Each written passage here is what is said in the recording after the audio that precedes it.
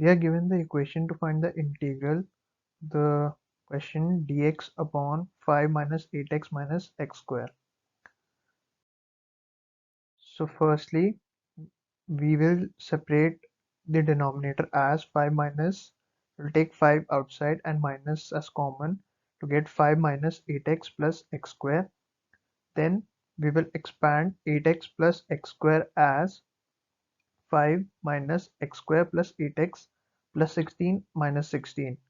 We'll take out the 16 here and it gets added to 5 to get 21, and 21 minus x plus 4 the whole square. This then, when put under here, it gives us this result, and this is the integral property of 1 upon a square minus x square, which when opened gives the answer as 1 upon 2 root 21 log under root 21 plus x plus 4 upon under root 21 minus x plus 4, where here this is for a and this is for x.